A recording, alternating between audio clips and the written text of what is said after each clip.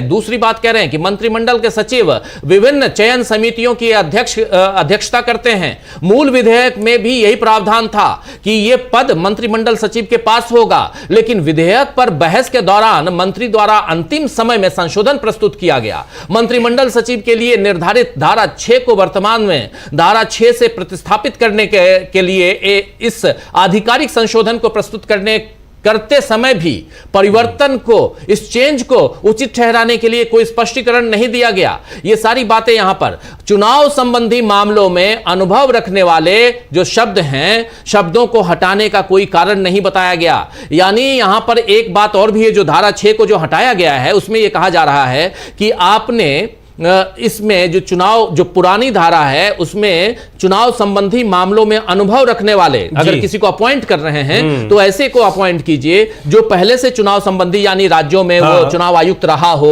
उसका एक चुनाव करवाने का एक अनुभव रहा हो, और ऐसे अनुभवी आदमी को रखना चाहिए, मुख्य चुनाव आयुक्त बनाना चाहिए, जो अलग अलग राज्यों में अलग अलग समय में जिसने चुनाव करवाया हो, प्रिजाइडिंग ऑफिसर से लेकर ऊपर तक वो रहा हो। लेकिन आपने इसी लाइन को हटा दिया जिसमें साफ साफ कोटेड है कि चुनाव संबंधी मामलों में अनुभव रखने वाले, इस शब्द को हटा दिया गया, इसी को हटा दिया। अब इसके जरिए आप किसी भी व्यक्ति को, हालांकि वो जाहिर सी बात है कि सीनियर ब्यूरोक्रेट होगा, लेकिन जिसके पास अनुभव नहीं है वो अचानक जाकर पूरे देश की चुनावी व्यवस्था को कैसे मैनेज कर पाएगा, अपने आप में सवाल है। जिस मुख्य चुनाव आयुक्त को या चुनाव आयुक्त को राष्ट्रपति से लेकर और राज्यों की विधानसभाओं तक के चुनाव करवाने हैं, लोकसभा राज्यसभा सारे चुनाव कराने, तो अपने आप में ये चीज़ है, इसको भी हटा दिया गया। और उस जो ये बार बार बरनवाल का मामला आ रहा है राजीव जी, अब इसमें यही था कि इस एक याचिका दायर की गई थी और कहा गया था कि निर्वाचन आयुक्तों की नियुक्ति को लेकर एक नियम होना चाहिए, क्योंकि अभी तक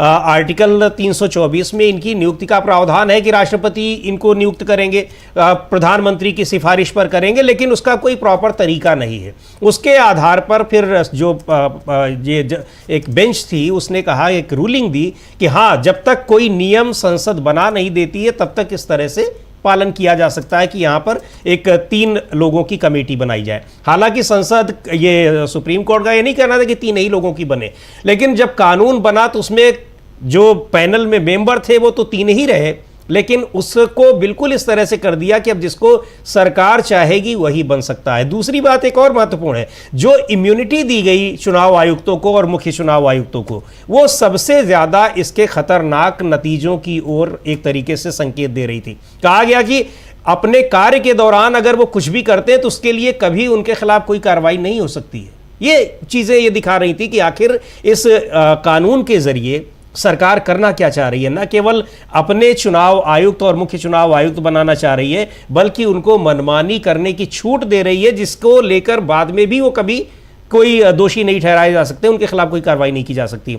तो शुरू से लेकर और आखिर तक इस पूरे कानून में, इसके बनाने में, प्रक्रिया से लेकर और इसकी जो मूलभूत जो प्रावधान है, ये सारे के सारे ये दिखा रहे थे कि इसकी जो मंशा है बनाने की, वो बहुत ही खतरनाक दिशा की ओर जाती दिखाई पड़ रही है। और अब पिछले दिनों जितने राज्यों की विधानसभा चुनाव हुए, इनकी नेतृत्व में ज्ञानेश कुमार गुप्ता है और बाकी जो 2 चुनाव आयुक्त हैं, उनसे ये चीज़ें स्पष्ट हो रही हैं। विपक्ष जो बातें कर रहा है, विपक्ष जो आरोप लगा रहा है और तथ्यों के आधार पर आरोप लगा रहा है, कोई ऐसा भी नहीं कि वो लाया और कह दिया कि आप गलत कर रहे हैं। सारी चीज़ों का एक पूरा एक एविडेंस, सारी चीजें दिख रही हैं। बिल्कुल आप सही कह रहे हैं। यहां पर जो मुख्य रूप से जिस लाइन को हटाया गया है वो चुनाव संबंधी मामलों में अनुभव रखने वाले शब्दों को हटाने का कोई स्पष्टीकरण यहां पर नहीं दिया गया है। आप बिना अनुभवी को वहां पर मुख्य चुनाव आयुक्त बना दे रहे हैं और इस लाइन को आपने हटा दिया जो पहले से हमारे संविधान के हिसाब से मुख्य चुनाव आयुक्त का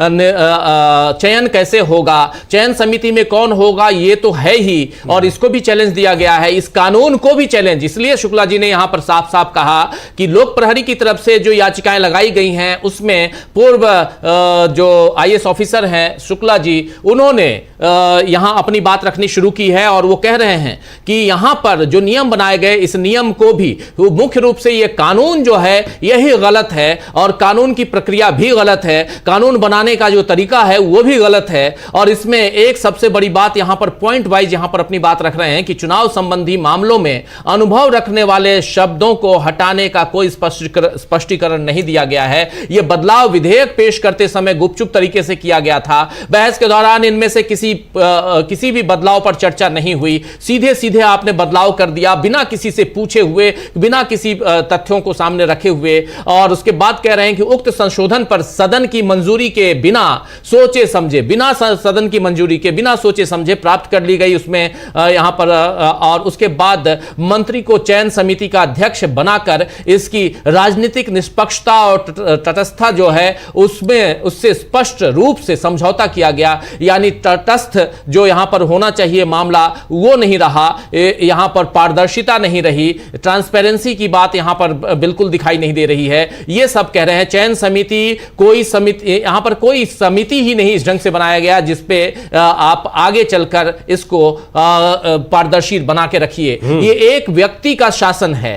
कोई समिति के अन्य 2 सदस्यों को स्वयं मंत्री मनोनीत करते हैं, वो अपनी पसंद के अन्य 2 सदस्यों को मनोनीत कर सकते हैं। ये सारी बातें हैं, यानी 2 लोगों को आप वहां सामने बैठा दोगे और उसमें से दोनों अपनी पसंद का मनोनीत कर लेता है। एलओपी तो कहीं है ही नहीं, दूर दूर तक है नहीं। ये सारी बातें यहां कह रहे हैं। और देखिए ये एक महत्वपूर्ण बात जो शुक्ला जी कह रहे हैं राजीव जी, वो ये है कि ये केवल उस कानून को ही चुनौती नहीं दे रहे हैं, या जिनकी नियुक्ति की गई है ये भी उस चुनौती में शामिल है। हालांकि जब कानून को ही चुनौती दी गई है और निरस्त होता है अगर वो कानून, तो जाहिर सी बात है कि उस कानून के जरिए जो नियुक्तियां हैं वो तो निरस्त होंगी। लेकिन ये दिखा रहा है कि उस कानून को अचानक पास कराना पार्लियामेंट से विपक्ष की अनुपस्थिति में, और उसके तत्काल बाद जैसे ही उस कानून को चुनौती दी जा रही है सुप्रीम कोर्ट में, तुरंत वहां पर मुख्य चुनाव आयुक्त और बाकी चुनाव आयुक्तों की नियुक्ति कर देना, ये सारी चीजें, और उसके बाद ही लोकसभा चुनाव होने वाले थे। ये इनके पीछे इनकी जो पूरी क्रोनोलॉजी है उससे ये साबित हो रहा है कि आखिर खेल चल क्या रहा था और किस वजह से ये कानून बनाया गया, और उसको बनाने के बाद सरकार की मंशा क्या थी। और याद होगा कि उसी समय प्रधानमंत्री ने नारा भी दे दिया था 400 पार।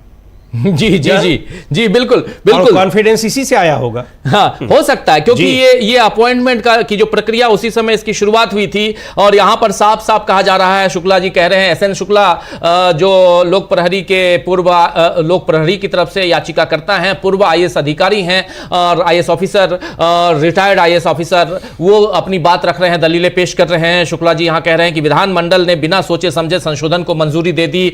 मंत्री की अध्यक्षता वाली चयन समिति एक तरफा है क्योंकि अन्य सदस्यों को भी मंत्री द्वारा ही मनोनीत किया जाता है। राजनीतिक निष्पक्षता से समझौता किया गया है। यहां पर राजनीतिक निष्पक्षता से समझौता किया गया है। यह बहुत बड़ी बात यहां पे आती है कि आप निष्पक्ष नहीं हैं, राजनीतिक तौर पर निष्पक्षता, और इसी से आपने समझौता कर लिया। यह बात है। चयन समिति भी एक तरफा है। विपक्ष के नेता को शामिल करना मात्र जो है वो निरर्थक है, क्योंकि उनकी राय को नजरअंदाज किया जा सकता है, क्योंकि आपने ये केवल नाम की समिति है। समिति का उद्देश्य ऐसे व्यक्ति का नियुक्त करना है, ऐसे व्यक्ति को नियुक्त करना है जो सभी या अधिकांश राजनीतिक दलों को स्वीकार्य हो, न कि केवल सत्ताधारी दल को स्वीकार्य हो। ये साफ साफ यहां कह रहे हैं कि ऐसे व्यक्ति को आप बनाइए। चयन समिति का जो है यहां पर 3 लोगों की चयन समिति, जिसमें आपने प्रधानमंत्री को रखा है, आपने गृह मंत्री को रखा है और नेता प्रतिपक्ष को रखा है। गृह मंत्री और प्रधानमंत्री एक ही पार्टी के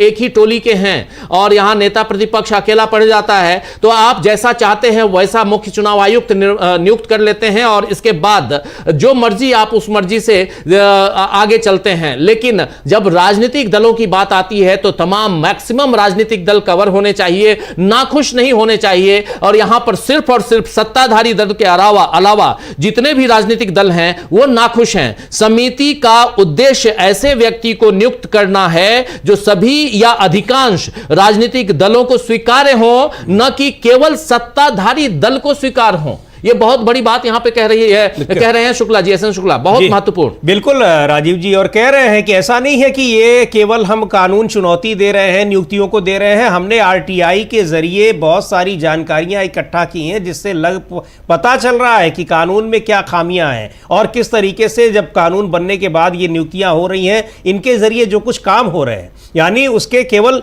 कानून बनने की प्रक्रिया और कानून के तहत नियुक्तियां के यही चीजें नहीं है। ये एक मंशा जो है सरकार की वो पता लग रही है कि किस वजह से ये कानून बनाया गया और नियुक्ति की गई। खासतौर पर इसको सबसे ज्यादा जो एक लोगों को शंकाएं हुई और जो शंका को और बढ़ाती है वो ये है कि जो इम्यूनिटी दे दी गई, क्या आप उनके खिलाफ कोई कार्रवाई ही कभी नहीं हो सकती? ये इम्यूनिटी तो सुप्रीम कोर्ट के जजेस को भी नहीं मिली हुई है। तो ये बहुत अपने आप में एक अजीबोगरीब सरकार का फैसला था और कुछ जो कमियां होती हैं उससे पता लग जाता है कि आप जो करना चाह रहे हैं उनका पर्दाफाश हो जाता है। मुझे लगता है कि ये इस कानून में सबसे बड़ी एक दिक्कत थी जिसने इसकी पूरी उस पर एक आशंका लोगों को हुई। और चूंकि एक ये भी था जो आप बात कर रहे हैं कि भाई दो प्रधानमंत्री रहेंगे और गृह मंत्री रहेंगे, तीसरा लोकसभा में नेता प्रतिपक्ष रहेगा, कर क्या लेगा? राहुल गांधी ने कल जो प्रधानमंत्री को परसों रात को पत्र लिखा है जब सीबीआई के डायरेक्टर की नियुक्ति हो रही है, अब उसमें आप दो मंत्री, उसमें हालांकि उसमें चीफ जस्टिस ऑफ इंडिया थे, लेकिन राहुल यानी लोकसभा में नेता प्रतिपक्ष किसी नाम पर अगर सहमति नहीं देता है फिर भी ऐसा नहीं है कि वो नियुक्ति नहीं रुक पाएगी अगर दो लोग उसमें मिल जा रहे हैं। महत्वपूर्ण बात यह है कि आखिर उसमें आप कर कैसे रहे? आप 200-250 लोगों की लिस्ट दे देते हैं कि इनमें से हमको शॉर्टलिस्ट करना है, कैसे उसमें संभव होगा? और इसके लिए आप कोई समय भी नहीं दे रहे हैं। तो पूरी ये सारी चीज़ें दिखा रही हैं कि सरकार इस पर, इन नियुक्तियों पर जब तक वो है एकाधिकार रखना चाहती है और एकाधिकार रखने के पीछे मकसद ये है कि उनसे अपने हिसाब के काम करवाना जो दिखाई पड़ रहा है। जो ये बार बार नेक्सस के आरोप लग रहे हैं कि चुनाव आयोग काम कर रहा है भारतीय जनता पार्टी के लिए, केंद्र सरकार के लिए, वो चीज़ें दिखाई पड़ रही हैं। और इनकी नियुक्तियां भी की गई तो इसी मकसद से की गई हैं, वो भी बिल्कुल स्पष्ट है। बिल्कुल बिल्कुल। शुक्ला जी आगे बढ़ते हैं। एसएन शुक्ला अगर मैं कह रहा हूं तो यहां पर आप इस बात को समझिए कि लोक प्रहरी, ये जो मामला है, जो साथी बाद में जुड़े हैं, आप सबका एक बार फिर स्वागत करता हूं, इस्तकबाल करता हूं। ये मामला क्या है और किस मामले पे आज हम दो साथी, मैं और मेरे साथ समीरात्मज मिश्र, हम दोनों यहां बैठकर जो बातें कर रहे हैं, जो बता रहे हैं, जो दलीलें आप सीधे सीधे आप तक हम पहुंचा रहे हैं, ये दलीलें पेश की जा रही हैं सुप्रीम कोर्ट में। सुप्रीम कोर्ट में मुख्य चुनाव आयुक्त ज्ञानेश कुमार गुप्ता और इनके दो साथी जो चुनाव आयुक्त हैं, इन तीनों के खिलाफ याचिका जो लगाई गई है, उस याचिका में है कि इन तीनों की नियुक्ति अवैध है। पहली बात, क्या ज्ञानेश कुमार गुप्ता अवैध रूप से उस पद पर बैठे हुए हैं? पहली बात। दूसरी बात, इस चयन समिति की का जो कानून है वो उस कानून को भी चैलेंज किया गया है। ये कानून ही अवैध बनाया गया है, ये कानून ही गैर संवैधानिक है। ये सारी बातें, इस पर दलीलें पेश की जा रही हैं। याचिकाकर्ताओं में एक याचिकाकर्ता है लोक प्रहरी की तरफ से पूर्व आईएएस अधिकारी एसएन शुक्ला जी खड़े हैं और वो अपनी दलीलें पेश कर रहे हैं। शुक्ला जी यहां कह रहे हैं कि अब उन्होंने बहुत सारी बातें कही हैं, अलग अलग धारा 6 का वहां जिक्र किया, उन्होंने संविधान के आर्टिकल 14 समानता का अधिकार और उसके बाद आर्टिकल 324 जिसमें चुनाव आयोग के निर्माण से लेकर उसके कार्य पद्धति तक का उसमें अधिकारों का उल्लेख है, वो सब 324, 325, 326 इन सब में, और इन सब का जिक्र करते हुए आगे बढ़ते हैं और कहते हैं कि अब मैं अधिनियम की धारा 7(1) पर आता हूं। अब यहां कह रहे हैं ये जो अधिनियम यानी जो कानून बनाया गया जिसमें आपने साफ साफ अपने दो लोगों को अपने साथ रख लिया, यानी प्रधानमंत्री और गृह मंत्री, यानी मोदी और शाह, नरेंद्र मोदी और अमित शाह के साथ राहुल गांधी को आप खड़े करते हैं और राहुल गांधी को किनारे कर देते हैं। हम दोनों जो हैं भाई भाई जैसा चाहें वैसा करेंगे। ये जो बात है ये बिल्कुल गलत है और ये गलत और कैसे है वो यहां साबित करने की कोशिश शुक्ला जी कर रहे हैं। शुक्ला जी कह रहे हैं कि अब मैं अधिनियम की धारा 7(1) पर आता हूं जो चयन समिति से संबंधित है। चयन समिति का उद्देश्य ऐसे व्यक्ति का चयन करना है जो सभी या अधिकांश राजनीतिक दलों को स्वीकार्य हो। समिति के प्रत्येक सदस्य की एक भूमिका होती है और उस भूमिका की सराहना की गई है। वर्तमान संरचना विपक्ष के नेता की राय को महत्व देने का अवसर नहीं देती। एलओपी की बातों को यहां दरकिनार किया जाता है जो वर्तमान संरचना है। और यह बात अभी आप भी बता रहे थे समीर जी कि कैसे अभी 2 दिन पहले सीबीआई के डायरेक्टर की नियुक्ति में हुआ और राहुल गांधी को चिट्ठी लिखनी पड़ी और फाइनली यहां मुंह की खानी पड़ी है प्रधानमंत्री नरेंद्र मोदी को।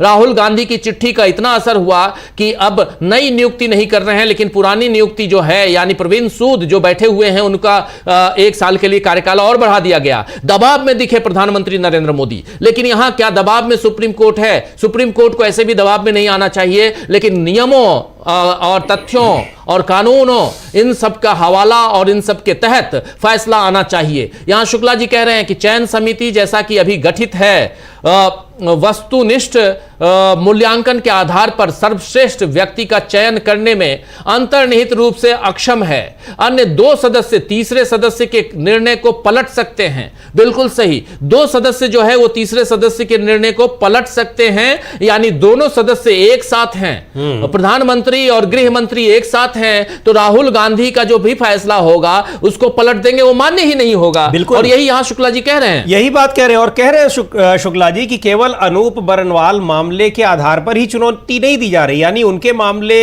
का जिक्र इसलिए हो रहा है कि उसी के आधार पर सुप्रीम कोर्ट ने कहा कि आप एक प्रॉपर तरीका बनाइए, नियम बनाइए, कानून बनाइए कि कैसे नियुक्ति की जानी है चुनाव आयुक्तों की। अब उसमें सुप्रीम कोर्ट ने कह दिया कि जब तक नहीं बन रहा है तब तक हम आपको एक डायरेक्शन दे रहे हैं, जिसमें आप प्रधानमंत्री को रखिए और लोकसभा में नेता प्रतिपक्ष को रखिए और सीजीआई को रखिए। सुप्रीम कोर्ट ने कोई ये नहीं कहा कि उसमें 3 ही मेंबर होने चाहिए, उसमें 5 मेंबर भी हो सकते हैं, 7 मेंबर भी हो सकते हैं। लेकिन सरकार ने जो नियम बनाया कि उसमें केवल 3 मेंबर रहेंगे, सीजीआई को भी निकाल दिया, एक प्रधानमंत्री होंगे, एक गृह मंत्री होंगे और एक नेता प्रतिपक्ष। अब वही बात कह रहे हैं कि जब 2 लोग रहेंगे, सरकार के लोग यानी कार्यपालिका के लोग रहेंगे, एग्जीक्यूटिव के लोग रहेंगे यानी अपने लोग रहेंगे, तो तीसरा व्यक्ति उसमें रह के करेगा क्या? 2 लोगों के बहुमत से तो अपने आप हो जाएगा। या तो आप ऐसा करिए कि उसमें कई दूसरे लोगों को भी रखो। पिछली सुनवाई में राजीव जी ये सुझाव आया भी था जो पेटिशनर्स हैं उनकी तरफ से कि इसकी सदस्य संख्या, जो पैनल है इसकी सदस्य संख्या बढ़ाई जा सकती है और उसमें कई और लोगों को भी रखा जा सकता है, जिसमें जाहिर सी बात है कि सुप्रीम कोर्ट का भी प्रतिनिधित्व होना चाहिए, चाहे सीजीआई हो या उनके द्वारा नियुक्त कोई दूसरे सुप्रीम कोर्ट के जज हो, नेता प्रतिपक्ष हो, कुछ और कानूनी फील्ड के लोगों को लिया जा सकता है, अलग लोगों को। 5 लोगों का कम से कम अगर एक पैनल होगा तो उसमें संभावना ये होगी कि थोड़ी चर्चा भी होगी, 2, 4, 10 नाम जो आए रहेंगे कि कौन ज्यादा योग्य है, कौन बेहतर काम कर सकता है, किसके ऊपर कोई आरोप नहीं है, संगीन आरोप नहीं है, भ्रष्टाचार के तमाम आरोप, क्योंकि ब्यूरोक्रेसी में जो रहते हैं तो सब पाक साफ हो, अनुभवी हो, ऐसा नहीं होता है। तो इन सारी चीजों को देखकर तब उनको शॉर्टलिस्ट किया जाए, स्क्रूटिनाइज किया जाए और उसके बाद उनकी नियुक्ति प्रॉपर हो। यहां आपने 3 लोगों की एक कमेटी बना दी, मतलब एक बिल्कुल जैसे औपचारिकता निभाने वाली बात है कि केवल ये करना केवल प्रधानमंत्री को ही है और वो जिसके नाम पर सहमति दे देंगे उसी को हम नियुक्त कर देंगे। इस तरह का कानून बना दिया गया मुख्य चुनाव आयुक्त और चुनाव आयुक्तों की नियुक्ति से संबंधित। बिल्कुल बिल्कुल बिल्कुल आप सही कह रहे हैं। मुख्य चुनाव आयुक्त और आयुक्तों की नियुक्ति से संबंधित जो कानून बनाया गया, उस कानून में बार बार जिक्र आ रहा है अनूप बरनवाल का मामला, ये 2015 का मामला है, उस पर भी आएंगे। लेकिन यहां पर शुक्ला जी यही नहीं रुकते हैं, बल्कि कहते हैं कि ये अधिनियम, ये जो कानून बनाया गया, मुख्य चुनाव आयुक्त और चुनाव आयुक्तों की नियुक्ति में मौजूद गंभीर खामियों को दूर नहीं करता है, बल्कि खामियां और उजागर करता है, जिसके कारण अनूप बरनवाल मामले में अदालत को हस्तक्षेप करना पड़ा था। आपको बता दूं कि यह अनूप बरनवाल का मामला क्या है, यह बहुत गंभीर मामला है। सुप्रीम कोर्ट में अनूप बरनवाल के पक्ष में फैसला सुनाया गया था उस समय 2015 में, और अनूप बरनवाल जो हैं वो उस समय के आईएएस अधिकारी, मुख्य चुनाव आयुक्त और चुनाव आयुक्तों की नियुक्ति का तरीका पारदर्शी, तर्कसंगत और योग्यता के आधार पर होना चाहिए। उस समय उन्होंने कहा था प्रधानमंत्री, विपक्ष के नेता और भारत के मुख्य न्यायाधीश सहित एक पैनल नियुक्तियों के लिए उम्मीदवारों का चयन करेगा। ये सारी बातें वहां पर कही गई थी सुप्रीम कोर्ट की तरफ से जो फैसला सुनाया गया था, और उसमें यह भी था कि सिफारिशों के आधार पर राष्ट्रपति को नियुक्ति करनी होती है। जब विपक्ष का कोई नेता नहीं होता है तो समिति में, लोकसभा में मुख्य विपक्षी दल के नेता को शामिल किया जाता है। उस समय विपक्ष का नेता का पद नहीं दिया गया था। आपको याद होगा कि 2014 में कांग्रेस पार्टी जो है वो 50 से नीचे आ गई थी, 43 सीटें थी उसके पास में। इसलिए संसद द्वारा उचित कानून पारित होने पर आपातकालीन नियमों के तहत की गई नियुक्तियां समाप्त की जाएंगी। यह फैसला लोकतांत्रिक विचारों पर आधारित था जो पारदर्शिता और जिम्मेदारी को प्रोत्साहित करते हैं। न्यायिक सक्रियता के माध्यम से अदालत ने बुनियादी लोकतांत्रिक मूल्यों की मजबूत सुरक्षा का स्वागत किया था उस वक्त, और इस विकल्प को चुनने के लिए देश के लिए चुनावी कानूनों में व्यापक बदलाव करना संभव हो सका था। अनूप बरनवाल बनाम भारत संघ मामले में संवैधानिक पीठ ने चुनाव आयोग की नियुक्ति प्रक्रिया में सुधार करके उसे अधिक स्वतंत्र बनाने का फैसला सुनाया था और मुख्य चुनाव आयुक्त यानी सीईसी चीफ इलेक्शन कमिश्नर और चुनाव आयुक्तों यानी इलेक्शन कमिश्नर की नियुक्ति प्रधानमंत्री, विपक्ष का नेता या सबसे बड़े विपक्षी दल का नेता, वहां साफ साफ लिखा हुआ है या तो एलओपी या एलओपी नहीं है तो सबसे बड़े विपक्षी दल का नेता, और भारत के मुख्य न्यायाधीश सहित 3 सदस्यीय समिति की सिफारिशों के आधार पर की जाएगी। यह साफ साफ ये उसमें फैसले में था और उनकी बर्खास्तगी के आधार जो है वो सर्वोच्च न्यायालय के न्यायाधीश के समान होंगे। जैसे उनका बर्खास्तगी कैसे होगी, तो जैसे सर्वोच्च न्यायालय का जो न्यायाधीश होता है और उसकी बर्खास्तगी जैसे की जाती है वैसे ही होगी बर्खास्तगी, ये कहा गया था। तो यहां पर ये फैसला सुनाया गया। अनूप बरनवाल का मामला बार बार जो आ रहा है ये 2015 का मामला है और उसमें जो चुनाव समिति बनाई गई थी 15 में, मतलब इन्होंने याचिका दायर की थी और उसके बाद उस पर सुनवाई हुई थी और 23 में फिर उस पर फैसला आया था। तभी ये रूलिंग दी थी, डायरेक्शन दिया था सुप्रीम कोर्ट ने कि जब तक संसद कोई कानून नहीं बना रही है तब तक आप इस तरह से नियुक्त कर सकते हैं। बिल्कुल बिल्कुल बिल्कुल बिल्कुल फैसला 2023 में आया, बिल्कुल सही आप कह रहे हैं, फैसला 2023 में आया, लेकिन ये केस लगाया गया 2015 में और इसके बाद सुप्रीम कोर्ट ने जो फैसला सुनाया वो गंभीर फैसला है, लेकिन इसके बाद इस मामले को बिल्कुल दरकिनार कर आप नया नियम बनाते हैं। नए नियम में आप इम्यूनिटी कितनी दे देते हैं, आप सीधे सीधे आजीवन किसी भी ढंग का केस नहीं होगा मुख्य चुनाव आयुक्त के ऊपर, चुनाव आयुक्तों के ऊपर, वो उनको कोई सजा नहीं हो सकती। इस ढंग से इम्यूनिटी अगर आप देते हैं तो आप समझ सकते हैं कि ये राष्ट्रपति से भी ऊपर वाला पावर अगर आप दे देते हैं चुनाव आयुक्तों को, तो चुनाव की प्रक्रिया में कहीं ना कहीं गंभीर घालमेल दिखाई देता है और यह बात यहां पर साफ नजर आती है। समीर जी बिल्कुल यही तो कहा गया कि भाई आपने, एक तो सुप्रीम कोर्ट ने कहा जब तक आप नहीं बना रहे हैं तब तक आप ये प्रक्रिया अपना सकते हैं, लेकिन आपने सुप्रीम कोर्ट के डायरेक्शन को बिल्कुल इग्नोर कर दिया। तुरंत आप आपाधापी में आप कानून लेकर आए। कानून का आपने, जाहिर सी बात है कि पहले उसको तैयार किया होगा और उस कानून को तैयार किया जिसमें कि सुप्रीम कोर्ट में जो सुप्रीम कोर्ट का डायरेक्शन था, तो आपने चीफ जस्टिस को ही बाहर कर दिया, 3 लोगों को आपने रखा। और राजीव जी जब ये कानून बना था तब आप देखिए कि उस समय क्या परिस्थितियां थी, क्योंकि वहां पर पूरे विपक्ष को 150 से ज्यादा सांसदों को निलंबित कर दिया गया और उस स्थिति में इस कानून को पारित किया गया ध्वनिमत से। यानी कानून बनते समय यह भी यह ऐतिहासिक एक कानून है कि पूरा का पूरा विपक्ष गायब है, केवल सत्ता पक्ष के लोग हैं और सत्ता विपक्ष की तरफ से केवल उस समय एक सांसद थे असदुद्दीन ओवैसी और उन्होंने गंभीर आपत्ति जताई थी कानून के तमाम प्रावधानों पर, चूंकि वो खुद भी बड़े वकील हैं, बैरिस्टर हैं, उनको संविधान की भी अच्छी जानकारी है, लेकिन सरकार ने उन सारी आपत्तियों को दरकिनार करते हुए इसको ध्वनिमत से पारित कर दिया। तत्काल इसको चुनौती दी गई और उस समय सुप्रीम कोर्ट ने इसकी सुनवाई जैसे ही यानी इसको चुनौती दी गई, लिस्टिंग होती उसके पहले ही सरकार ने ताबड़तोड़ तरीके से नियुक्त कर दिया। और आपको याद होगा उस समय अधीर रंजन चौधरी का एक बयान बड़ा वायरल हुआ कि मेरे सामने 200 लोगों की लिस्ट लाकर रख दी गई और कहा गया कि कल तक हम इसको फाइनल कर रहे हैं, आप भी इसमें बता दीजिए कि किसको फाइनल करना है, किसको नहीं करना है। अब 200 ब्यूरोक्रेट्स की लिस्ट लाकर किसी के सामने आप रख देंगे तो उनको उनमें से एक नाम को फाइनल करना है। 200 लोगों के नाम और उनका प्रोफाइल, उनका बायोडाटा पढ़ने में ही आदमी को समय लग जाएगा, उनके बारे में अपने तरफ से वो कहां से कुछ पता कर पाएंगे। यानी सीधे सीधे ये था कि हम जिसको करना है उसी को कर ले रहे हैं, ये औपचारिकता निभानी है, हम निभा ले रहे हैं, आपकी मर्जी हो आप उसमें आ जाइएगा, नहीं हो मर्जी हो तो ना आइएगा, अपना डिसेंट नोट लगाइएगा या कुछ भी रहेगा। और फिर सबसे महत्वपूर्ण बात कि ताबड़तोड़ आपाधापी में मुख्य चुनाव आयुक्त और चुनाव आयुक्तों की जब नियुक्ति कर दी गई, मामला गया सुप्रीम कोर्ट में, लेकिन तब तक नियुक्ति कर ही दी गई और बिल्कुल उनको शपथ भी तत्काल ग्रहण करा दी गई। फिर जो कुछ दिखाई पड़ा तो लग गया कि भाई ये सारी जल्दबाजी इसीलिए की जा रही थी कि चुनाव आयोग के जरिए सरकार क्या कुछ करना चाहती है, उसकी मंशा क्या है। बिल्कुल बिल्कुल बिल्कुल सही कह रहे हैं आप। यहां पर शुक्ला जी आगे बढ़ते हैं और कह रहे हैं, इस बीच देखिए कांग्रेस ने किया केरलम के मुख्यमंत्री का ऐलान। यहां पर एक ब्रेकिंग खबर आप तक हम पहुंचा रहे हैं। कांग्रेस ने किया केरलम के मुख्यमंत्री का ऐलान।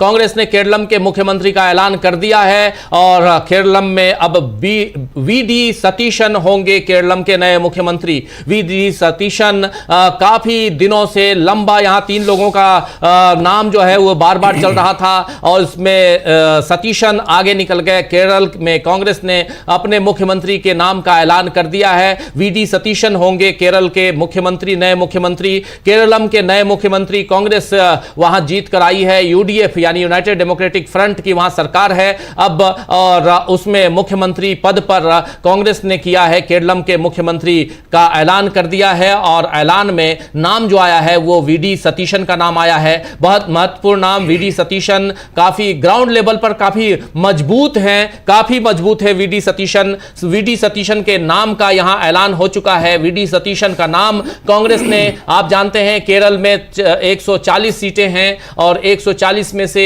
102 सीट्स जीतकर यूडीएफ ने यहां बाजी मारी और उसके बाद कांग्रेस पार्टी सबसे बड़ी पार्टी बनकर उभरी 146 सीट्स वाले इस विधानसभा में केरल में। और आप जानते हैं कि केरल में राहुल गांधी वहां वायनाड से चुनाव जीत कर आए थे। राहुल गांधी ने उस जगह को छोड़ा, अपनी सीट को छोड़ा और राहुल गांधी के बाद प्रियंका गांधी वहां से सांसद बनी और लगातार राहुल और प्रियंका केरल में जाते रहे और अपनी राजनीतिक जमीन को, सियासी जमीन को मजबूत करते रहे। और 10 साल से लगातार जो चुनौतियां पेश की जा रही थी एलडीएफ की तरफ से और खासकर पिनरई विजयन जो वहां के मुख्यमंत्री थे उनकी तरफ से, उन चुनौतियों का सामना करते हुए अब यहां पर कांग्रेस पार्टी ने अपनी चुनौतियां यहां पेश कर दी हैं और सबसे पहले चुनौती में नंबर 1 पोजीशन पर आने वाले अपने साथी, अपने नेता वी.डी. सतीशन को मुख्यमंत्री बनाने का ऐलान कर दिया है।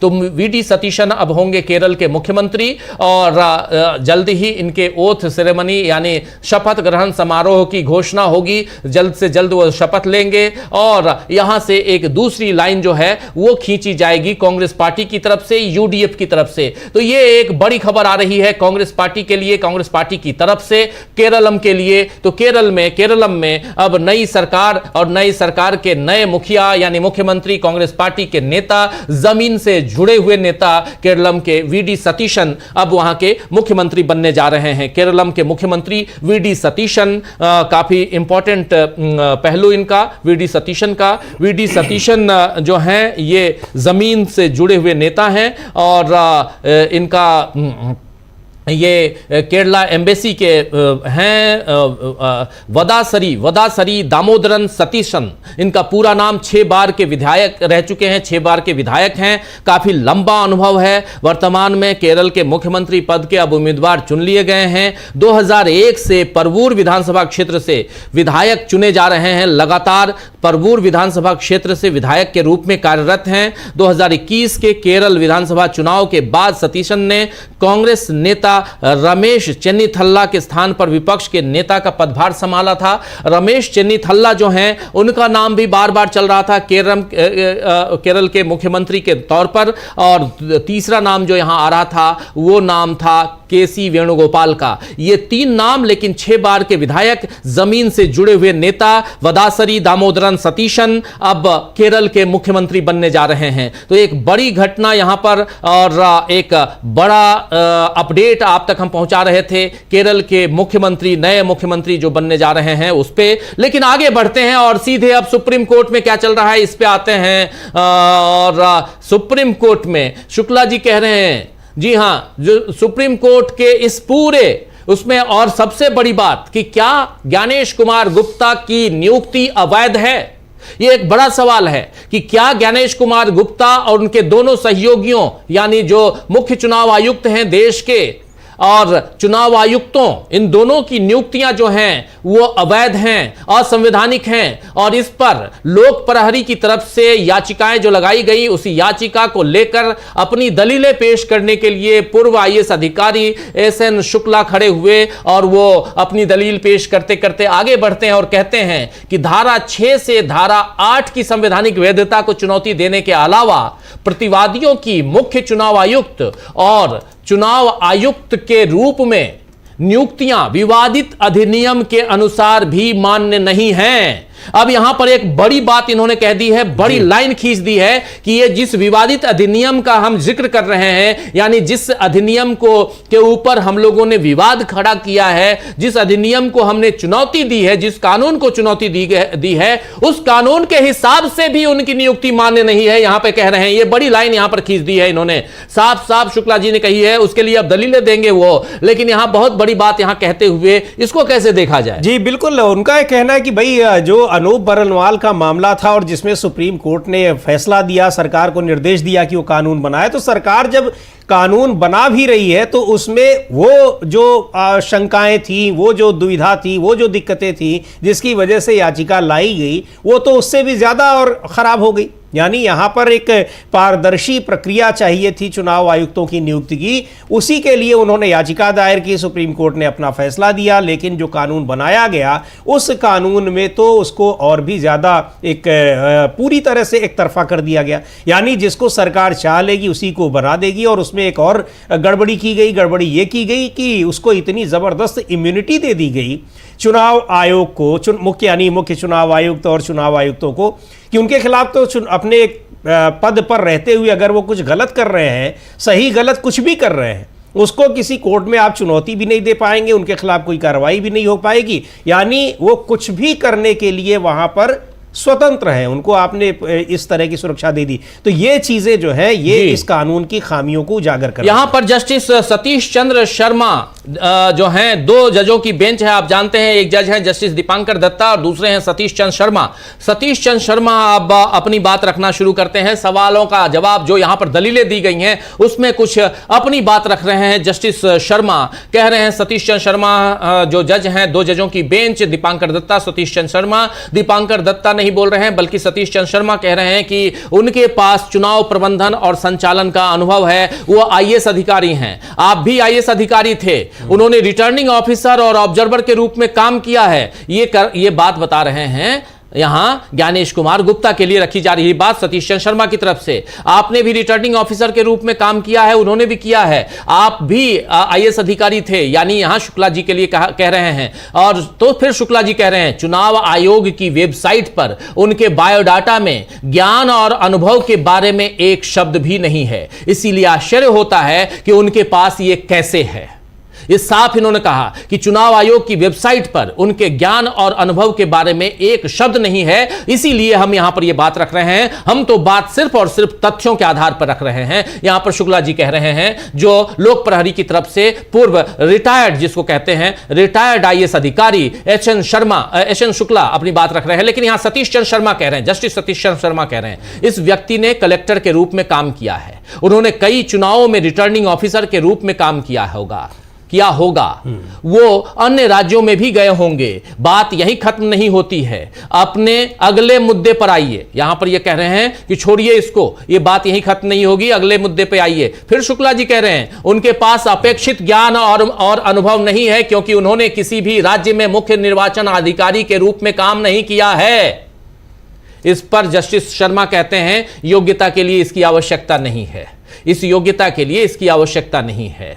अब ये तो आप निकाल चुके हैं नियम से, तो कहेंगे ही। लेकिन एक महत्वपूर्ण बात कह रहे हैं ये एसएन शुक्ला साहब, राजीव जी, वो कह रहे हैं कि ये सब कुछ हम मान सकते हैं, लेकिन आप उस पहलू को भी देखिए कि ज्ञानेश कुमार गुप्ता की, अगर हम नियुक्तियों की बात कर रहे हैं, यहां सबसे महत्वपूर्ण बात है कि पहले तो नियुक्तियों वाले कानून को ही चुनौती दी गई है और उसके आधार पर जो नियुक्तियां हुई हैं उनकी बात हो रही है। वो कह रहे हैं ज्ञानेश कुमार गुप्ता का प्रोफाइल देखिए, ये नियुक्ति पूरी तरीके से राजनैतिक है और योग्यता को इसमें कोई मापदंड उसका नहीं रहा है। क्योंकि जो कह रहे हैं जस्टिस सतीश चंद्र शर्मा जो अपनी बात कर रहे हैं, जाहिर सी बात है जो आईएएस ऑफिसर होते हैं अधिकतम के ज्यादातर लोगों के पास ये अनुभव होता है। कहीं न कहीं किसी जिले के कलेक्टर होंगे, वहां चुनाव होगा तो अपने आप ही वो जिला निर्वाचन अधिकारी ऑब्जर्वर बनाए ही जाते हैं। तो ये अनुभव कोई ऐसा नहीं है। हाँ, राज्य के निर्वाचन आयोग में उन्होंने अगर काम किया हो, मुख्य निर्वाचन अधिकारी रहे हो या वहां पर उससे नीचे के पद पर रहे हो, तो उसको समझा जा सकता है कि ये चुनाव कराने का उनके पास एक महत्वपूर्ण अनुभव है। वो ये कह रहे हैं वही शुक्ला जी की ये पूरी तरह से राजनीतिक नियुक्ति है। और वही बात उन्होंने कहा कि गृह मंत्री अमित शाह के अधीन विभागों में लंबे समय तक इन्होंने काम किया है। तो ये इसको आप इस तरह से देखिए। बिल्कुल, शुक्ला जी यही नहीं रुकते, कहते हैं उन्हें राजनीतिक कारणों से चुना गया था, ज्ञान के आधार पर नहीं। बहस हो रही है दोनों जजों के सामने। शुक्ला जी बहस कर रहे हैं, कह रहे हैं कि आईएएस अधिकारी आप मुझे भी मान ही रहे हैं, मैं भी हूं, मैंने भी किया है, लेकिन मैं जो बात कह रहा हूं, चूंकि मैं अच्छे से जानता हूं कि आईएएस क्या होता है और आईएएस अधिकारी क्या करता है, ये सारी चीजें मैं जानता हूं। मैं एक सिर्फ वकील नहीं बल्कि आईएएस अधिकारी हूं। उस आधार पे मैं अपनी दलील पेश कर रहा हूं और कह रहा हूं कि ज्ञानेश कुमार गुप्ता राजनीतिक कारणों से उनको चुना गया, ज्ञान के आधार पर नहीं चुना गया है। और संधू ने उत्तराखंड में मुख्य सचिव रहते हुए यूसीसी की नींव रखी थी, यूसीसी की नींव रखी थी, इसलिए संधू को चुना गया। इस पर जस्टिस शर्मा कह रहे हैं यह कानून राज्य विधानसभा ने पारित किया था, उन्होंने नहीं किया।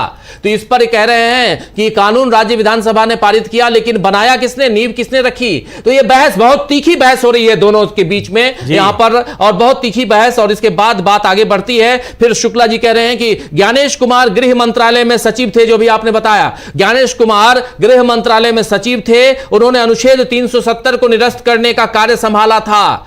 और इस पर फिर जस्टिस शर्मा कह रहे हैं कि कृपया कुछ कानूनी बिंदुओं पर चर्चा करें। शुक्ला कह रहे हैं कि मेरा निवेदन है कि उनके पास कोई विशेष ज्ञान या अनुभव नहीं था, बल्कि उन्हें राजनीतिक कारणों से चुना गया था। ये बार बार कह रहे हैं कि उनको राजनीतिक कारणों से चुना गया है, अपने फायदे के लिए चुना गया है। ज्ञानेश कुमार गुप्ता, संधू, उनके साथी जो हैं, ये तीनों की नियुक्तियां अवैध है, राजनीतिक नियुक्तियां हैं, न कि संवैधानिक नियुक्तियां हैं। ये बार बार यहां पर कह रहे हैं शुक्ला जी, और ये झल्ला रहे हैं यहां पर जस्टिस सतीश चंद्र शर्मा झल्ला रहे हैं कि नहीं आप कुछ और दलील दीजिए, ये कानूनी दलील नहीं है, ये कह रहे हैं। हाँ बिल्कुल, वही वो कह रहे हैं कि भाई अनुभव और ज्ञान के आधार पर उनको नई नियुक्ति दी गई है। उन्होंने सरकार के लिए क्या काम किया है आप उसकी लिस्ट देखिए। गृह मंत्री अमित शाह के समय में धारा 370 जब खत्म हो रही थी, उस समय वो वहां पर उनके विभाग में अधिकारी थे।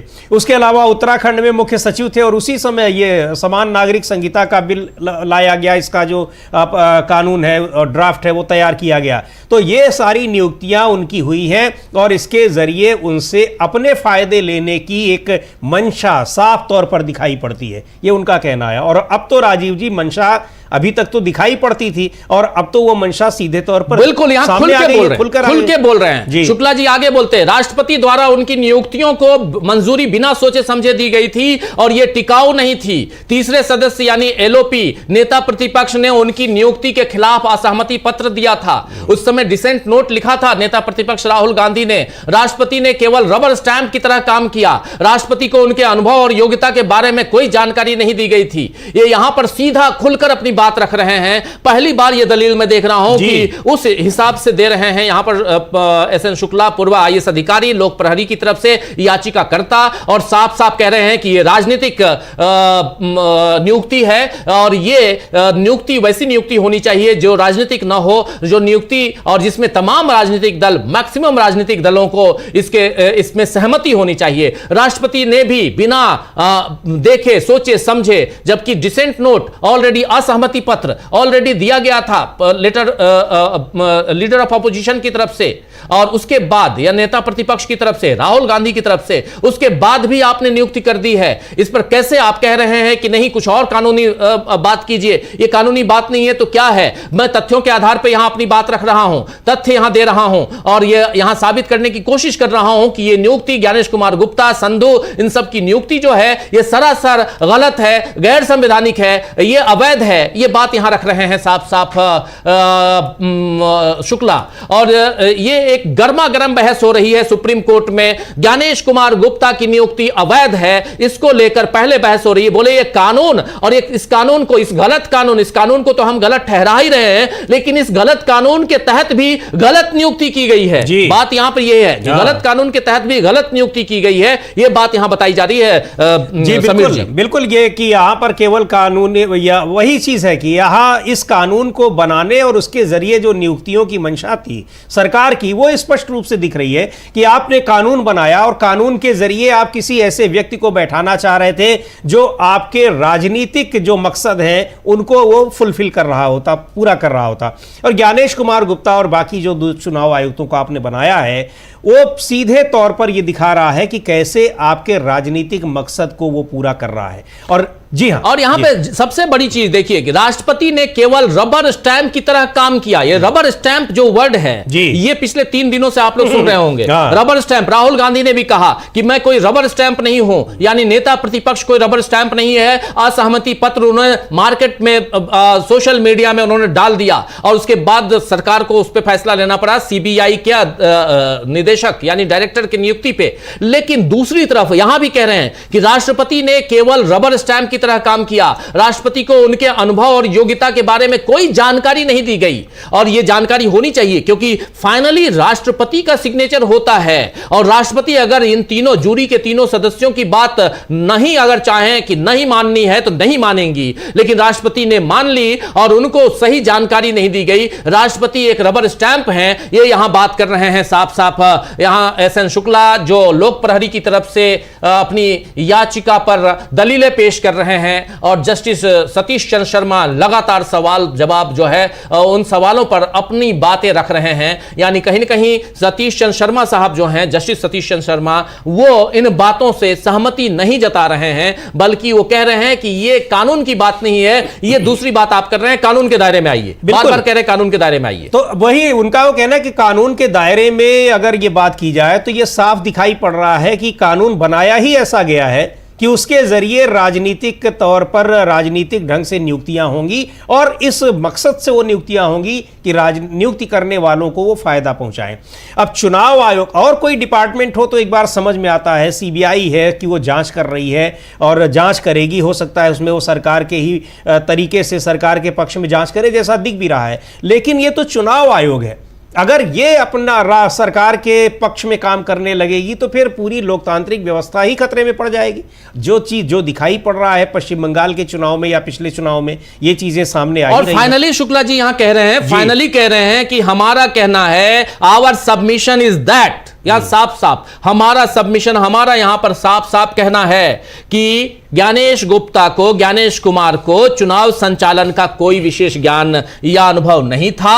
उन्हें सिर्फ और सिर्फ राजनीतिक कारणों से के आधार पर चुना गया है। अपने फायदे के लिए अमित शाह ने और नरेंद्र मोदी ने उनको वो कुर्सी दे दी है, ये साफ कह दिया उन्होंने, साफ साफ कह दिया कि उनका कोई अनुभव नहीं था। कहीं उनके बायोडाटा में कहीं नजर नहीं आ रहा है, चुनाव आयोग की वेबसाइट पे कहीं उनके अनुभव का कोई बखान नहीं है, कुछ भी नहीं है। उनको चुनाव करवाने का कोई ज्ञान नहीं है। और चुनाव आयुक्त, मुख्य चुनाव आयुक्त की नियुक्ति का एक सबसे बड़ा पैमाना है कि उसको चुनाव करवाने का अनुभव हो। वो किसी भी राज्य में मुख्य चुनाव आयुक्त बना हो, राज्य का निर्वाचन अधिकारी रहा हो, लेकिन वहां पर वो किसी भी राज्य का चुनाव अधिकारी नहीं रहा। वो इधर अमित शाह के मंत्रालय में काम करता था और उसको आपने सीधे सीधे अपने राजनीतिक फायदे के लिए बैठा दिया है। और इसीलिए ये हम जो कह रहे हैं कि इनकी नियुक्ति अवैध है, गैर संवैधानिक है और इसको रद्द किया जाए, इनकी नियुक्ति को रद्द किया जाए, ये बार बार डिमांड शुक्ला जी कर रहे हैं। ये यहाँ एक और महत्वपूर्ण बात है राजीव जी, जो पिछले सुनवाई में हुई थी और वास्तव में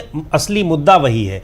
ज्ञानेश कुमार की नियुक्ति क्या है क्या नहीं है, सबसे महत्वपूर्ण बात यह है, और उस पर पिछली बार जबरदस्त दलीलें दी गई थी वकीलों की तरफ से कि ये कानून ही अपने आप में ये गैर कानूनी है, ये संविधान के तमाम प्रावधानों का उल्लंघन करता है, क्योंकि इसके जरिए आप सीधे सीधे सरकार को आप ये एक तरीके से पूरी छूट दे रहे हैं कि चुनाव आयोग जैसी संस्था के प्रमुख पर वो नियुक्ति कर दे कानून बनाकर।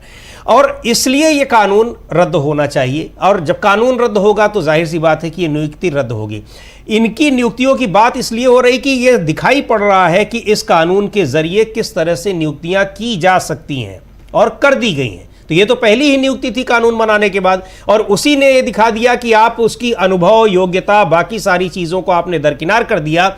जिसने अधिकारी होते हुए आपके राजनीतिक इच्छाओं को उसने पूरा किया है, उसको आप उठाकर इस चुनाव की सबसे बड़ी संस्था जो चुनाव कराने वाली है उसके प्रमुख के रूप में बैठा दे रहे हैं। तो इसलिए ये दिखाई पड़ रहा है कि इस कानून में जो खामियां हैं और कानून के जरिए देश की लोकतांत्रिक व्यवस्था को क्या नुकसान हो सकता है, वो इस नियुक्ति से बिल्कुल साबित हो जा रहा है।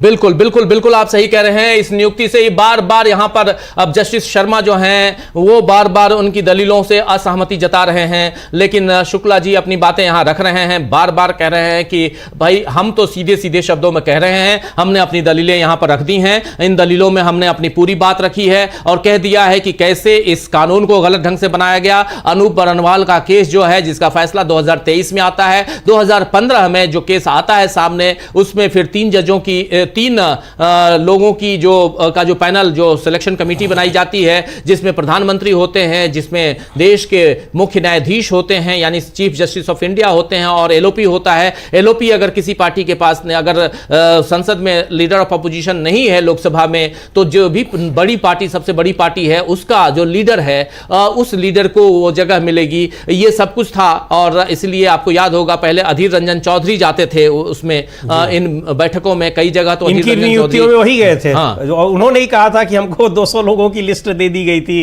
कि आप इन्हीं में से तय कर लीजिए कि इन्हीं में से हमको चुनना।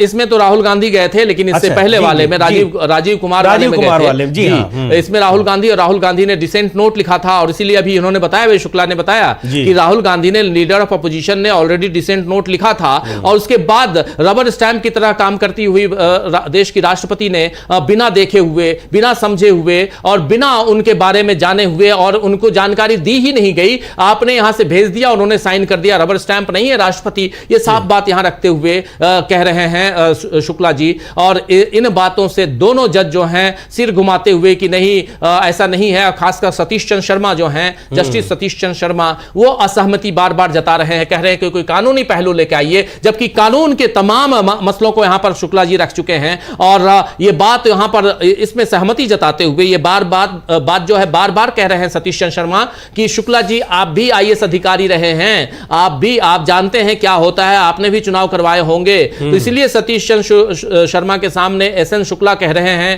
कि मुझे पता है कि ये आदमी ज्ञानेश गुप्ता किसी भी राज्य में मुख्य निर्वाचन अधिकारी नहीं रहा है जी। मुख्य निर्वाचन अधिकारी अगर ये होता तो कोई बात बनती, ये रहा ही नहीं है। बाकी लोग चुनाव करवाते हैं, ये अलग बात है, लेकिन जितने चुनाव करवाएंगे क्या सबको आप उस पद पे बैठा देंगे? इस पद पे बैठने के लिए कुछ योग्यता तो होनी चाहिए। योग्यता सिर्फ इतनी रहेगी कि आप किसी पार्टी विशेष से प्रभावित हैं, किसी पार्टी विशेष के लिए काम कर रहे हैं, किसी पार्टी विशेष को आप फायदा पहुंचाना चाहते हैं। ये सारी शंकाएं आशंकाएं यहां रखी गई हैं इस दलील में। यहां पर बिल्कुल उनका कहने का मतलब है कि आप आईएएस अधिकारी वो रहे हैं, सही बात है, ये ठीक है, लेकिन आईएएस अधिकारी रहते हुए चुनाव कराने का उनके पास कितना अनुभव है, ये बहुत महत्वपूर्ण है। तो चुनाव कराने का उनके पास अनुभव नहीं है, उनके जो अनुभव हैं वो दिखाई पड़ रहा है। अनुभव ये है कि उन्होंने अमित शाह के विभाग में यानी गृह मंत्रालय में वो सचिव रहे हैं, धारा 370 को जो खत्म करने में उनकी भूमिका रही है, उत्तराखंड में चीफ सेक्रेटरी रहे हैं, सारे राजनीतिक फैसले जो लिए गए हैं उनकी जो बैकबोन रहे हैं वो ज्ञानेश कुमार गुप्ता रहे हैं, और चुनाव कराने का उनके पास अनुभव नहीं था,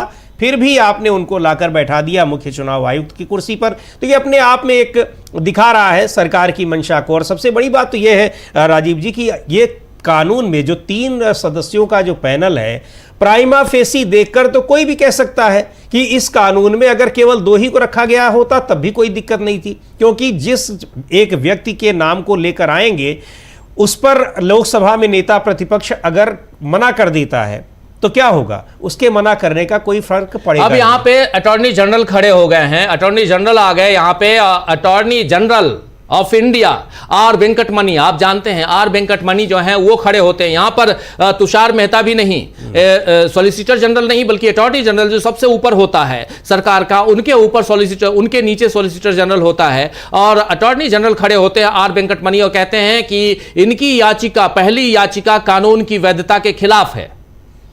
अगर वो याचिका खारिज हो जाती है तो किसी और याचिका पर विचार करने की जरूरत नहीं है। यानी यहां पर कह रहे हैं वो कि जो कानूनी, पहले तो इन्होंने 2 याचिकाएं हैं। पहली याचिका है कि ये कानून ही जो है ये अवैध है, और अगर इस कानून ये याचिका ही खारिज कर देता है कोर्ट, तो फिर आगे इनका ज्ञानेश गुप्ता की नियुक्ति वैध है या अवैध है उस पर तो चर्चा होगी नहीं, ये यहां पर कह रहे हैं। तो इसीलिए अटॉर्नी जनरल, देखिए यहां पर अपनी बात रखते, शुक्ला जी अपनी बात रख रहे हैं। ये तस्वीरें, लाइव तस्वीरें हम बीच बीच में आपको दिखा रहे हैं जो वहां चल रहा है सुप्रीम कोर्ट में, जो बहस चल रही है। सतीश चंद्र शुक्ला और दीपांकर दत्ता, ये दोनों जज और अटॉर्नी जनरल यहां पर अपनी बात रखते हुए, सतीश चंद्र शर्मा, माफी चाहूंगा, जस्टिस सतीश चंद्र शर्मा और दीपांकर दत्ता, ये दोनों जजों की बेंच, अटॉर्नी जनरल यहां पर आर वेंकटमणि जो अपनी बात रख रहे हैं, कह रहे हैं कि अगर पहली याचिका ही खारिज हो जाती है, यानी कानूनन तौर पर ये वैध नहीं है, ये वैध है, अवैध नहीं है ये कानून, तो फिर दूसरी याचिका जिसमें ज्ञानेश कुमार की नियुक्ति अवैध है, ये भी खारिज हो जाएगी। इस पर कह रहे हैं, ये इन्होंने कहा तो शुक्ला जी तपाक से खड़े होते हैं, शुक्ला जी खड़े होते हैं, बोलते हैं नहीं, मेरा निवेदन है कि ये अधिनियम के तहत भी नियुक्तियां अमान्य हैं। इन्होंने कहा कि इस अधिनियम के तहत भी ये नियुक्तियां अगर ये खारिज कर देते हैं उसके बाद भी, यानी मेरी याचिका खारिज कर देते हैं और कहते हैं आप कि ये अधिनियम सही है, ये कानून सही बना हुआ है, जिसमें आपने चीफ जस्टिस ऑफ इंडिया को हटाकर अपने अमित शाह को रख लिया है, तब भी ये नियुक्ति गलत है। ये कह रहे तब भी ये नियुक्ति गलत है। उनके कहने का मतलब यह है कि आप अगर जो कानून है इसके आधार पर भी अगर इसको आप उसको सही भी कह देते हैं, फिर भी उस कानून के आधार पर ये जो नियुक्ति की गई है वो गलत है, क्योंकि उसमें उन धारा 6 को जो हटाने की बात हो रही है, और उनके पास किसी तरह का अनुभव नहीं होना, पूरी तरह से उनका राजनीतिक नियुक्ति वो साबित कर रहे हैं। तो ये महत्वपूर्ण है कि अगर आप उस कानून को सही ठहरा भी देते तब भी ये नियुक्ति गलत है। यानी ज्ञानेश कुमार गुप्ता और उनके जो 2 और चुनाव आयुक्त हैं, इन तीनों की नियुक्तियां इस कानून के पैरामीटर्स पर भी खरी नहीं उतरती हैं, वो उसका वायलेशन करती हैं।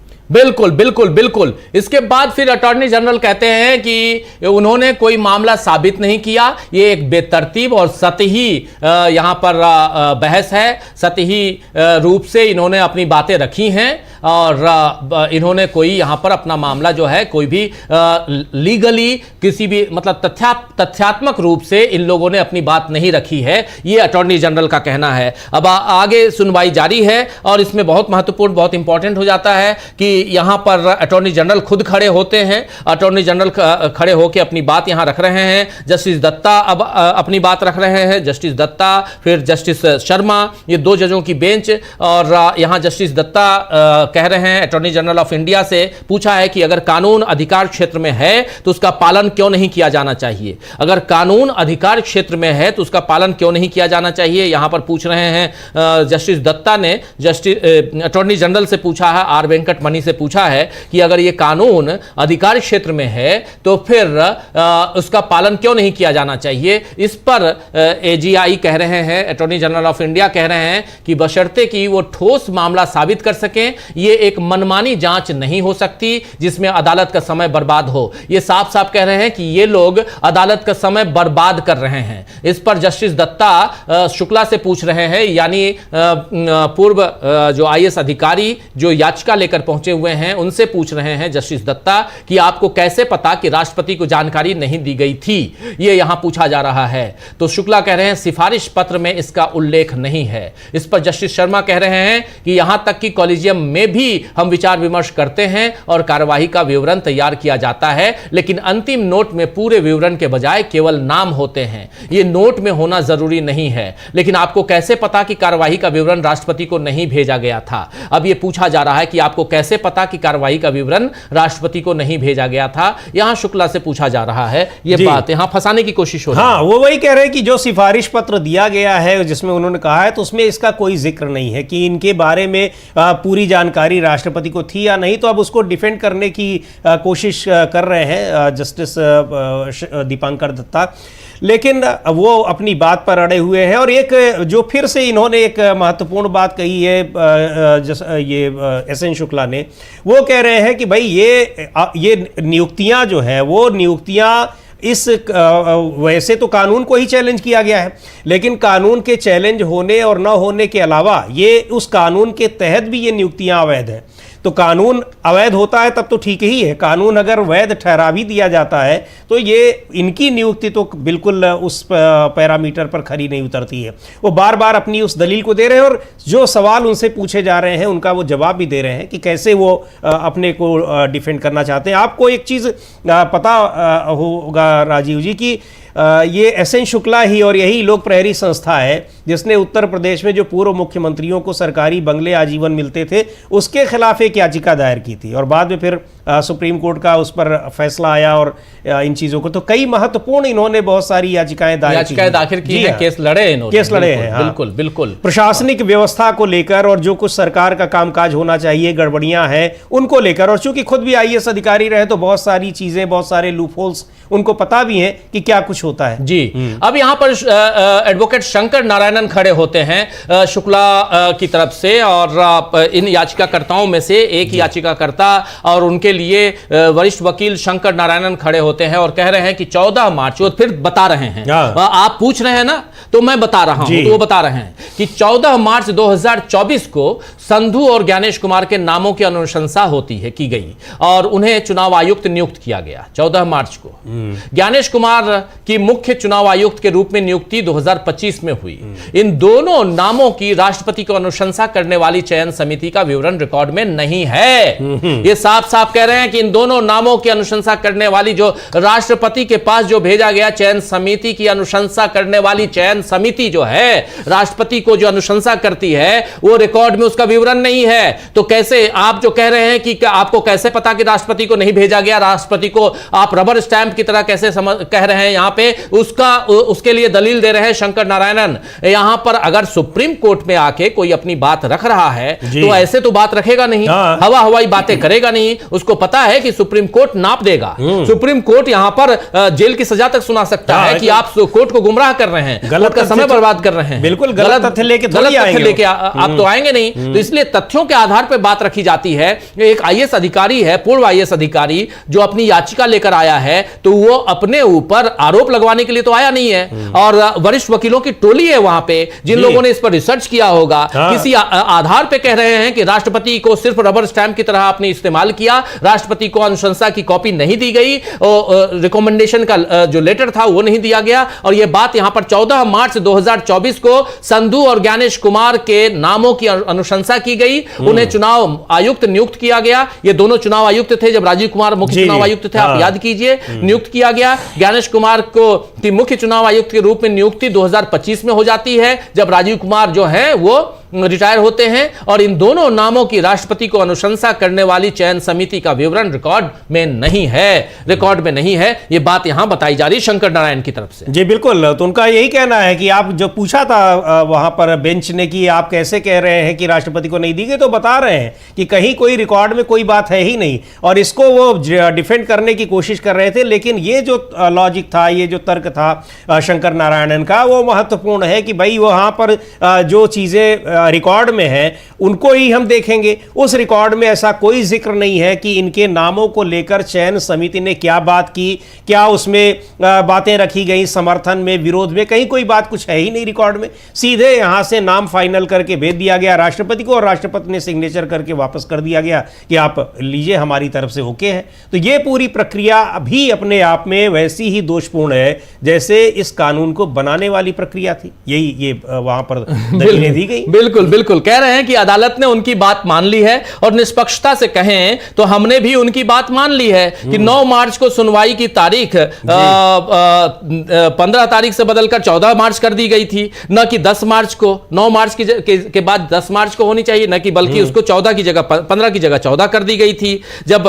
प्रशांत भूषण ने शिकायत दर्ज कराई थी। लेकिन इसका कोई रिकॉर्ड नहीं है, अंदर खाने सारी बातें हो गई। शंकर नारायण ने यहां अपनी बात रखते हुए यहां पर दलीलें दलीलें पेश की जा रही हैं, शंकर नारायणन अपनी बात रख रहे हैं और बार बार वो शंकर नारायण कह रहे हैं कि कैसे यहां पर तथ्यों के साथ छेड़छाड़ की जा रही है और हम अपनी दलीलें। यहां शंकर नारायणन जो हैं वो एडवोकेट वरिष्ठ वकील शंकर नारायणन अटॉर्नी जनरल ने जो कुछ सवाल उठाए और अटॉर्नी जनरल यहां पर साफ साफ किसी भी ढंग से चाह रहे हैं कि ये पूरा मामला जो है रफा दफा कर दिया जाए और ये उन्होंने साफ कहा कि ये तो मिलॉर्ड, ये तो समय की बर्बादी है, ये फालतू के बहस में आप पड़े हुए हैं, हटाइए इसको। उन्होंने साफ साफ कह दिया कि समय की बर्बादी है और समय की अदालत का समय जो है वो महत्वपूर्ण है और इस बर्बादी को रोकिए आप समय को। लेकिन यहां पर शंकर नारायणन खड़े होते हैं और वो जो दलील दे रहे हैं बहुत महत्वपूर्ण दलीलें यहां पर पेश हो रही हैं और इन दलीलों में साफ दिखाई दे रहा है कि कहीं ना कहीं यहां पर सरकार फंसती हुई नजर आती है। अगर कहा जा रहा है कि नहीं,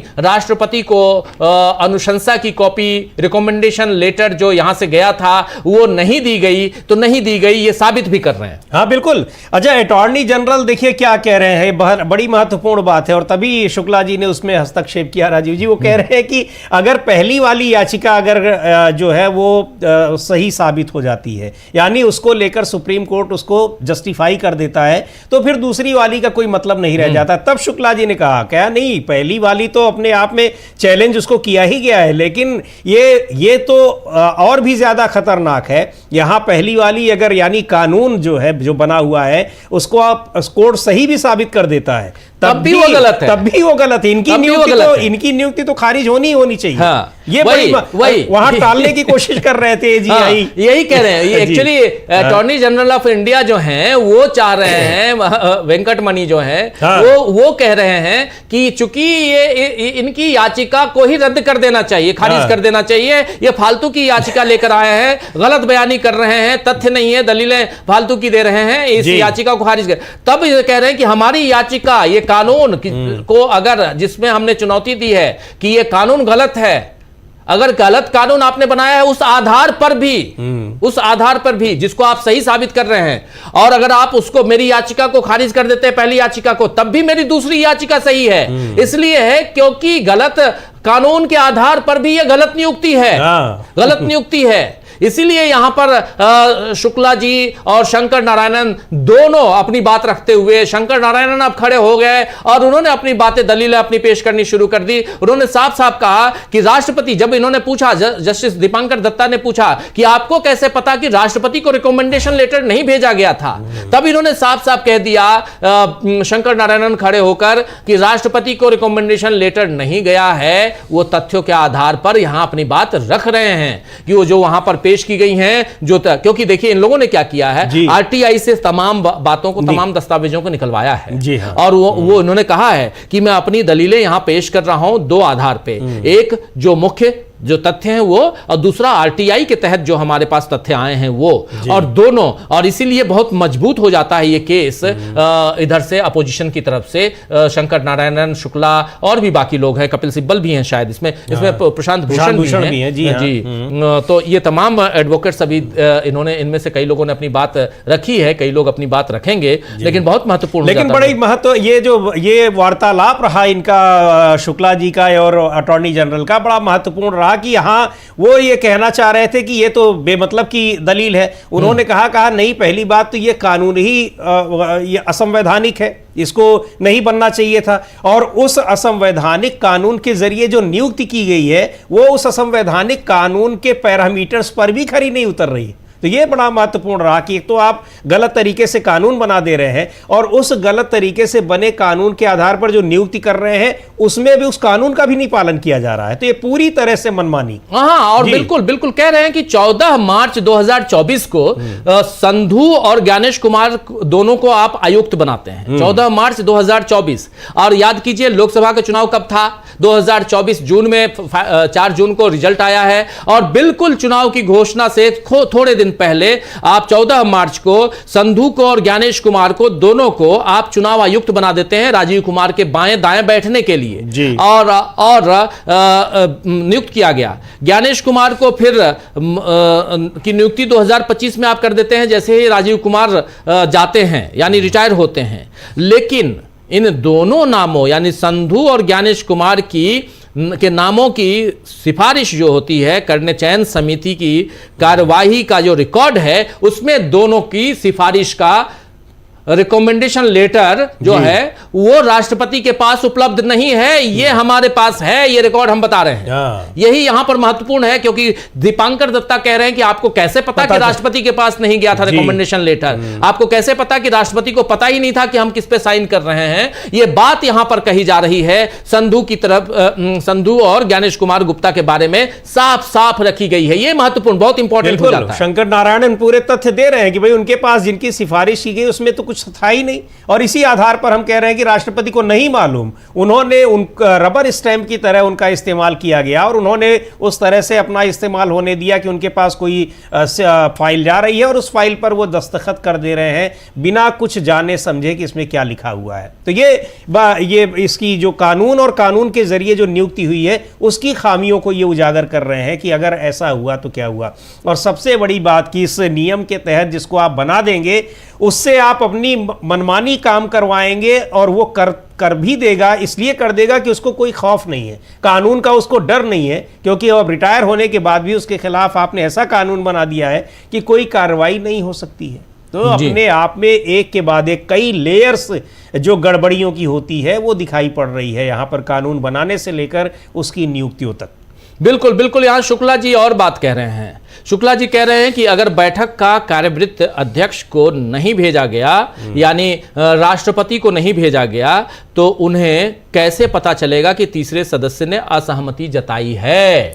ये बड़ी बात यहां शुक्ला जी कह रहे हैं। नोट आखिर पता कैसे चलेगा, जो राहुल गांधी को वो अपने सोशल मीडिया पर बताना पड़ रहा है, नहीं किसको पता चलता? राजीव जी आप ये बताइए, अगर जो सीबीआई की नियुक्ति, डायरेक्टर की नियुक्ति में राहुल गांधी ने अगर नहीं बताया होता कि मैंने उस पर आपत्ति जताई है और मैं रबर स्टैंप नहीं हूं, पता ही नहीं चलता। यानी अगर आप उसको सिफारिश ले जा रहे हैं तो उसका पूरा ब्यौरा ही नहीं दे रहे हैं कि चयन समिति ने क्या किया, किसके नाम को कितने नाम आए, कितने नाम को स्क्रूटिनाइज किया गया, कितने नाम को शॉर्टलिस्ट करके उसके नाम पर बातचीत हुई, उनके प्रोफाइल पर चर्चा हुई, कोई उसका विवरण तो है ही नहीं। सीधे आपने फाइनल कर दिया कि ये है और उसको दे दिया आपको ने राष्ट्रपति को, ये भी नहीं बताया कि उसमें जितने मेंबर्स हैं वो कह क्या रहे हैं। अब जैसे सीबीआई के डायरेक्टर वाले मामले में देखिए, राहुल गांधी का तो पता लग गया, उन्होंने सोशल मीडिया पर यह बात कह दी। चीफ जस्टिस ऑफ इंडिया की क्या टिप्पणी थी, कहाँ नहीं पता लगा। हालांकि अब उस पर नियुक्ति हुई नहीं, लेकिन ये बात आई नहीं। नियुक्ति अगर हो भी गई होती तो क्या पता लगता अगर चीफ जस्टिस ऑफ इंडिया की टिप्पणी क्या रही। जबकि देश को ये सारी चीज़ें, ये प्रोसीजर जानने का अधिकार है। ऐसा नहीं कि ये कोई गोपनीय काम हो रहा है, ये पब्लिक डोमेन में है। ये आएंगे, इतना बड़ा काम इनको करवाना है, इनके प्रोफाइल की जानकारी और इनके प्रोफाइल पर चयन समिति ने क्या बातचीत की है वो जानकारी लोगों को होनी चाहिए, राष्ट्रपति को होनी चाहिए। यही बात यहां पर कही जा रही है। बिल्कुल बिल्कुल आप सही कह रहे हैं और ये इंपॉर्टेंट हो जाता है। इस पे इसके बाद फिर हंसारिया जो हैं वो खड़े होते हैं, वो एडवोकेट, और कहते हैं कि भले ही मुख्य न्यायाधीश वहां मौजूद हों, यानी उस लिस्ट में मुख्य न्यायाधीश का नाम हो, भले वहां हो, लेकिन और उन्होंने उसी दिन अगर नाम दिए हों फिर भी सार्थक चर्चा होगी। कह रहे हैं कि अगर वही नाम, अगर मुख्य न्यायाधीश भी, अगर यहां बात तो यही हो रही है ना कि आपने मुख्य न्यायाधीश को हटा दिया है, मुख्य न्यायाधीश अगर हो वहां पे, और हो सकता है कि वो प्रधानमंत्री की बातों से सहमत हो, जैसे अभी हुआ, जैसे वहां सीबीआई वाले मामले में हुआ, क्योंकि सीबीआई के जो पैनल है, चयन समिति है, उसमें मुख्य न्यायाधीश हैं, प्रधानमंत्री हैं और नेता प्रतिपक्ष राहुल गांधी हैं। तो ये तीन थे। राहुल गांधी ने डिसेंट नोट दिया और मुख्य न्यायाधीश और प्रधानमंत्री ये दोनों थे, दोनों एक तरफ थे। जैसे अमित शाह और प्रधानमंत्री एक तरफ थे, तो वैसे ही यहां पर मुख्य न्यायाधीश यानी सूर्यकांत, जस्टिस सूर्यकांत, और प्रधानमंत्री एक तरफ थे, एक नाम पे थे। लेकिन राहुल गांधी ने वहां डिसेंट नोट दिया, और चूंकि वो कानून की बात है और कानून का एक मुख्य रखवाला वहां पर उपस्थित है, भले वो किसी के साथ सहमति, वो हो सकता है कल को राहुल गांधी के साथ सहमति जताता दिखे, चाहे वो हो सकता है प्रधानमंत्री के साथ सहमति जताता दिखे, लेकिन वो तीसरा आदमी है, वो मंत्रिमंडल का सदस्य नहीं है। वही वो कह रहे हैं, हंसारिया साहब कह रहे हैं कि अगर वो सहमत भी हैं तो जो उसमें डिस्कशन हो रहा है उसमें उनकी बातें आनी चाहिए कि क्यों सहमत हैं। भाई ये बहुत महत्वपूर्ण है ना, कि अगर सहमति भी जता रहे हैं तो वो क्यों सहमति जता रहे हैं, ये अपने आप में महत्वपूर्ण है। भले ही चीफ जस्टिस ऑफ इंडिया प्रधानमंत्री से सहमत हो किसी नाम को लेकर, लेकिन यहां तो कुछ पता ही नहीं चल रहा है, और असहमत है तो वो भी नहीं पता है, सहमत है तो भी पता नहीं चल रहा है। तो ये महत्वपूर्ण बात है। अच्छा, अब प्रधानमंत्री और गृह मंत्री अगर हैं, ये कोई भी सरकार होगी तो 99.9% ऐसा होगा कि दोनों के बीच में कोई किसी की नियुक्ति को लेकर ऐसा मतभेद नहीं आएगा तो ऐसा नाम रखा ही नहीं जाएगा। या फिर प्रधानमंत्री को यह भी पावर है कि वो गृह मंत्री को ही नहीं, अपनी पसंद के किसी मंत्री को पैनल का सदस्य बना दे। तो दो लोगों को तो इस कानून के जरिए एक मत रहेंगे ही रहेंगे।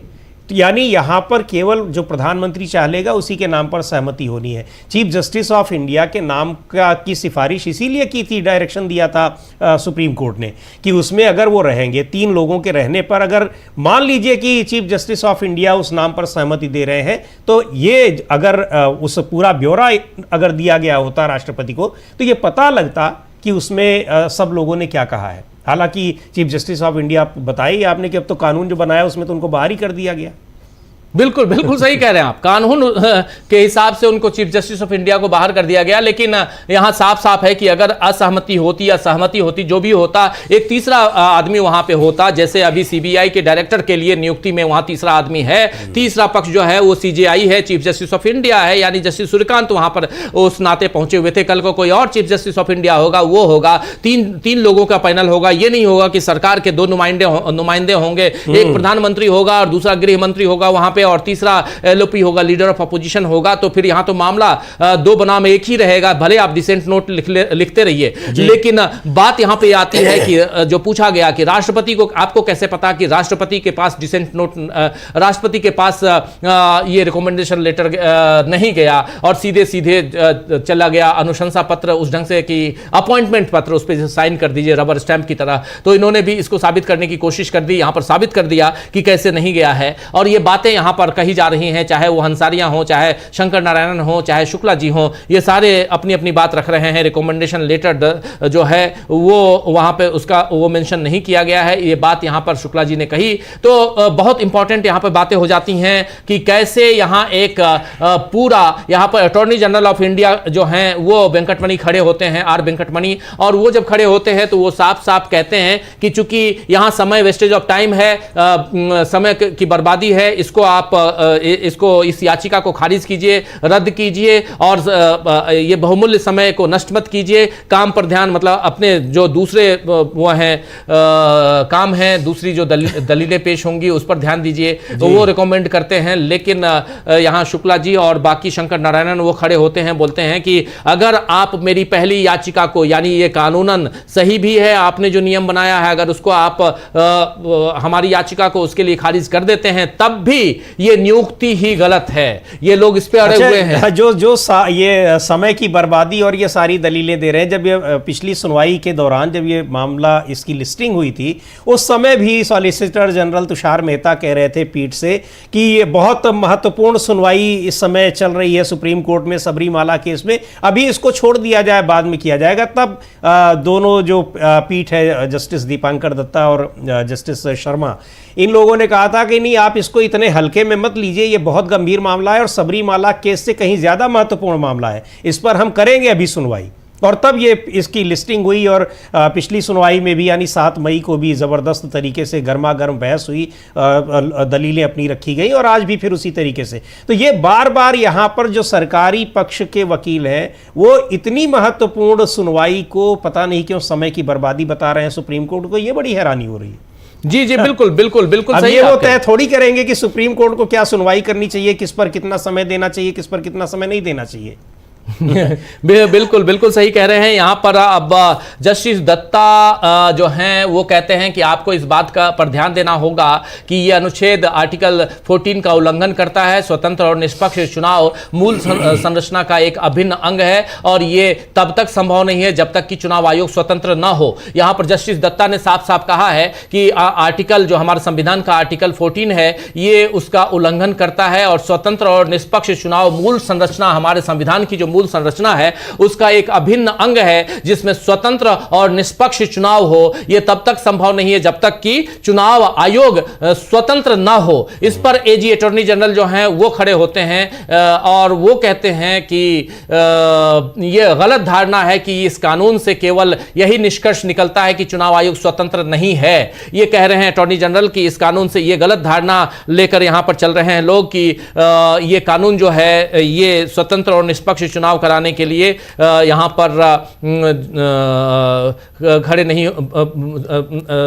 स्वतंत्र और निष्पक्ष चुनाव नहीं हो रहा है। यहां पर सबसे बड़ी बात यह है समीर जी कि अब खड़े हो गए हैं अटॉर्नी जनरल और कह रहे हैं, वो केंद्र सरकार की तरफ से खड़े हुए हैं आर वेंकटमणि, और उन्होंने अपनी दलीलें यहां पर शुरू कर दी हैं और आगे भी दलील कह रहे हैं कि हमारे यहां पर हमारे सामने कुछ मिसालें हैं जो बताती हैं कि संसद को हमारी टिप्पणियों आदि पर ध्यान देना चाहिए, और अगर वो ऐसा नहीं करती है तो कोई आकर कहेगा कि संसद ने इस पर विचार नहीं किया और इसीलिए आप अदालत के फैसले के अनुसार कार्य करने के लिए बाध्य हैं। किस सिद्धांत पर कोई कह सकता है कि संसद ने इस अदालत द्वारा निर्धारित मानदंड का पालन नहीं किया है? किस आधार पर कोई कह सकता है? जब कोई कानून घोषित होता है तो अदालत इन कारणों से कानून को गलत बताएगी। अदालत यह नहीं कहेगी कि कानून कैसा होगा। मेरा पहला तर्क यह है कि अनूप बरनवाल का मामला ऐसा नहीं था जहां किसी कानून की परीक्षा ली गई हो। यह ऐसा मामला था जहां लोगों ने कहा कि 75 वर्षों से संसद ने कोई कानून नहीं बनाया है और इसीलिए एक खालीपन था।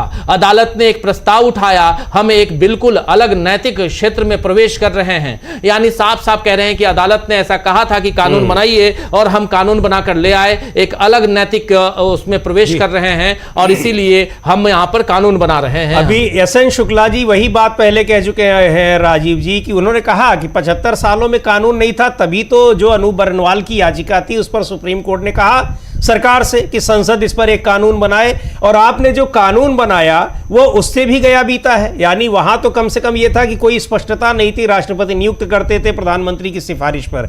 यहां तो आपने, और उसमें जो नेता प्रतिपक्ष होते थे उनकी भी राय ली जाती थी, भले ही कानून नहीं था लेकिन किसी भी ऐसी नियुक्ति पर संवैधानिक पदों पर ली जाती थी। यहां तो आपने कानून ऐसा बना दिया है कि उसमें नेता विपक्ष का कोई मतलब ही नहीं रह जाता और सरकार के ही दो नुमाइंदे मिलकर किसी को मुख्य चुनाव आयुक्त और चुनाव आयोग जैसी कुर्सी पर बैठा देंगे। अब यहां एक चीज जो इन्होंने कही है उसकी काट अभी निश्चित तौर पर रखेंगे जो इसके याचिकाकर्ताओं के वकील हैं कि वो ये कह रहे हैं कि यहां संसद ने बना दिया, इसको संसद को बनाना ही था लेकिन संसद ने जिस तरीके से बनाया है वो अपने आप में एक ऐतिहासिक है और एक उसको संवैधानिक नहीं कहा जाएगा कि पूरा विपक्ष बाहर है और आप इतना महत्वपूर्ण कानून बना दे रहे हैं जिस कानून के जरिए उन चुनाव आयुक्तों की नियुक्ति होनी है जो देश की चुनावी व्यवस्था को संचालित करेंगे।